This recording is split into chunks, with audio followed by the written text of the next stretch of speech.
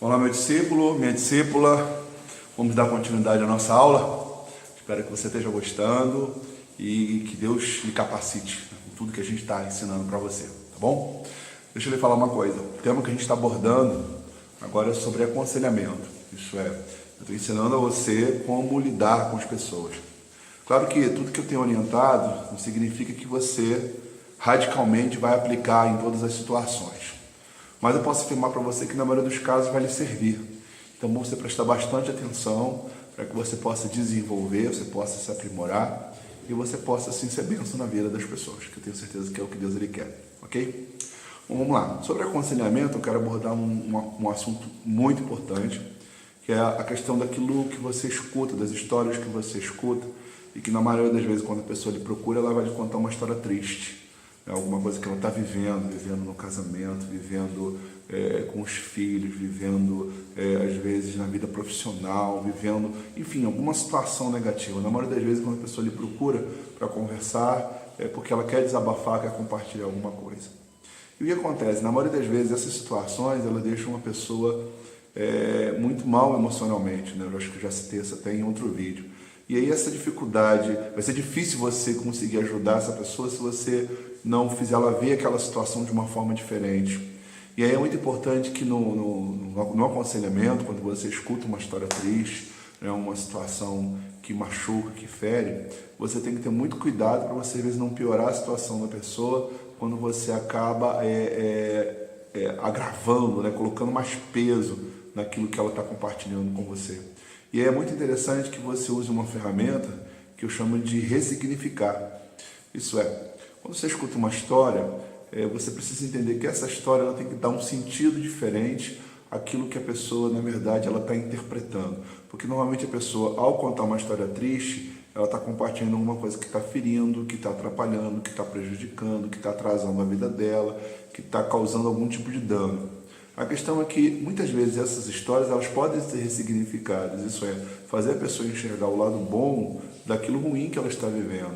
E quando ela enxerga o lado do bom, a tendência é ela melhorar emocionalmente. E aí fica mais fácil de você orientar o que ela precisa fazer exatamente para poder chegar ao objetivo, que é a transformação daquele quadro, daquela situação que ela está vivendo, que ela está passando.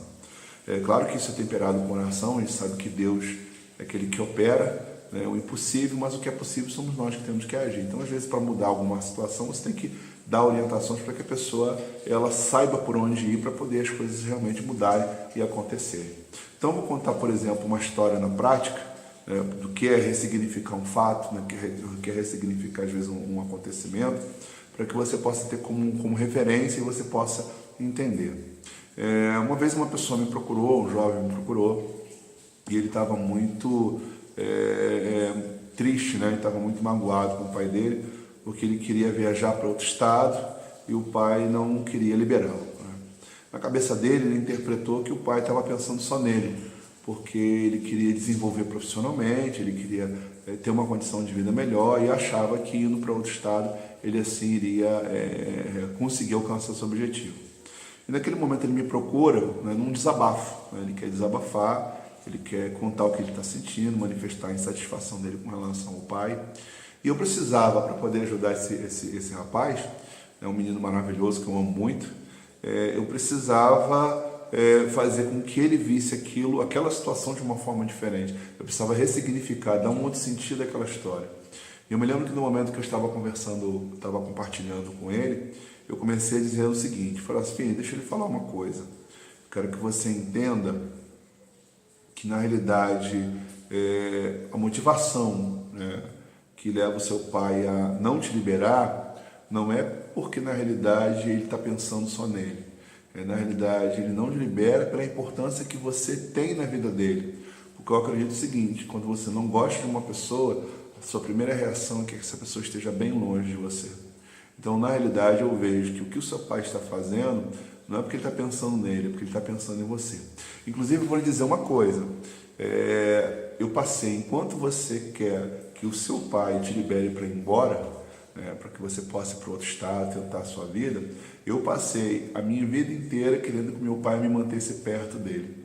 Então, assim, meu pai foi embora aos 8 anos de idade e meu pai nunca deu valor ao no sentido de dizer: meu filho, venha morar comigo, meu filho, venha ficar comigo, meu filho, venha passar mais tempo comigo. E assim, felizmente eu não tive essa oportunidade que ele teve. E aí eu falei isso para ele: meu filho, você está tendo uma oportunidade que eu nunca tive. E quando seu pai não quer te largar, meu pai nunca me quis perto. E aí vou ser sincero para você: se eu tivesse a oportunidade, eu trocaria com você. Eu te daria o meu morto e você me daria o seu vivo, porque você é um privilegiado pelo seu pai não te liberar.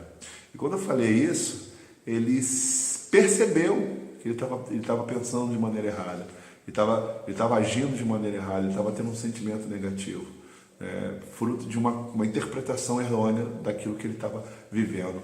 No momento que eu ressignifiquei aquele acontecido, eu dei um outro sentido àquela história, aquilo mudou dentro dele, e ele teve facilidade assim de poder perdoar o pai e poder restaurar o relacionamento com ele.